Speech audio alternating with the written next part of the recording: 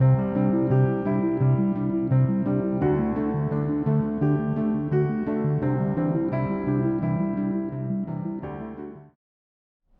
John, so we've been talking about worldview. Let's take a test case and run it through for a few minutes. This is a big one right now with everything kind of going on politically and just in our cultural environment. And I know you've written on this, so talk to us a little bit about same-sex marriage.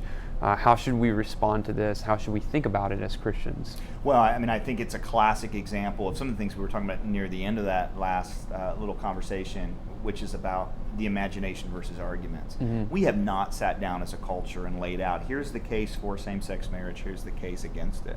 There's been a phrase that has been enormously powerful, which is marriage equality, marriage equality. And then we've had communication that has shaped our imagination through media. Yeah. I mean, I've only agreed, I think, with Joe Biden once in my life, and that was when he said that Will and Grace has done more to teach us about this than anything anybody else has done. And I don't want to chalk it all up to a TV show, but that was a powerful moment when a lead character was not only, as a lead character as a gay man, but normal, compelling, compassionate, solving problems, kind of playing the role in that show that maybe like Cliff Huxtable played in the Cosby Show. Mm-hmm. This was powerful. And so that's what we saw this transition happen in our culture through story. Yeah. And the story shapes the imaginations and pulls our loves and so on. So this is one example where we've got to back up and say, wait a minute, are our imaginations properly formed and properly informed? And that's the conversation we've got to have on same-sex marriage. Yeah. And how are we shaping people's imaginations? How are we making the argument? Are we just going logical? Here, I'm going to make this logical argument into the culture, or are we being creative in how we're going to actually make an appeal to our culture? Yeah. I mean, what are we? I mean, we're losing this, I think, right now. And so, what do we do? Do we just retreat, give up, say we're not talking about this? I know that's not your case. You just wrote a book about this. So what's the strategy for us moving ahead? And make this, if I can, what is the average person in the pew supposed to do with this? Yeah. Well, and that's who we actually wrote the book for, is we wanted to get very practical in thought and action. But look, the church has gotten a lot better on this in recent years, but overall, we earned an F on this one, right? So when people who were struggling with their sexuality came to us, it was, you have to, Jesus will make you stop struggling with this temptation. Mm-hmm. But we never said that with heterosexual sin. We never said that with compulsive gambling.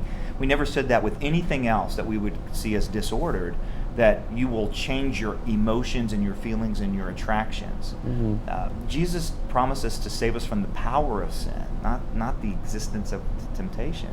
And so then also because of that, there were many people told that if you don't change, you don't belong here, mm-hmm. right? Mm-hmm. There were many people told that if God wants to make you from gay to straight. I think God wants to make all sinners saints. I mean, it's just a different mentality, a different framework.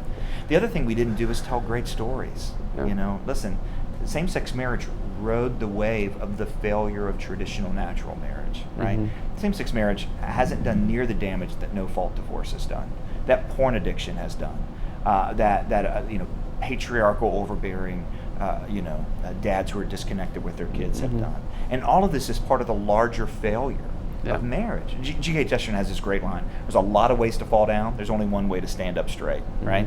So when it comes to sexuality and marriage, we've fallen down all the ways, but we're just identifying this one and saying this is the biggie.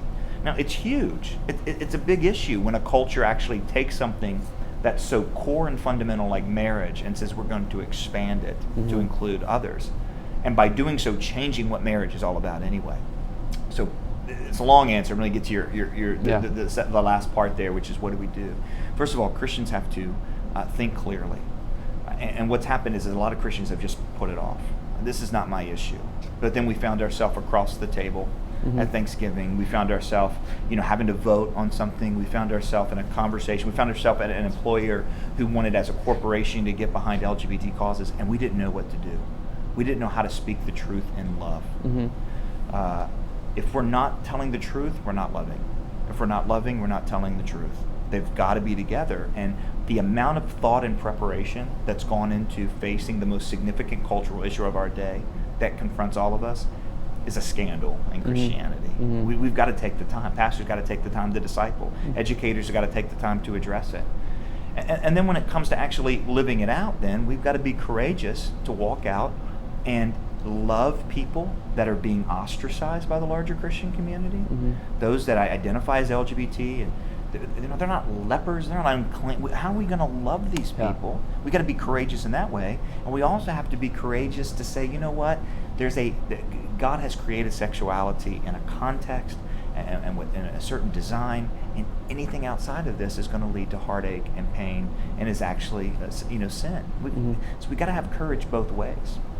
Is this we probably don't have time for me to ask you this and fit it in a tight amount, but I'm going to ask you anyway, because I think some people might wonder this. Is this an issue we should be fighting politically? Is this even something the government should define, or is this something that it really should just be the church defining what marriage is, and we don't care about what the government defines? Yeah, this is such an important question, because it gets to the heart of kind of the relationship between church and state on this, which is really muddy.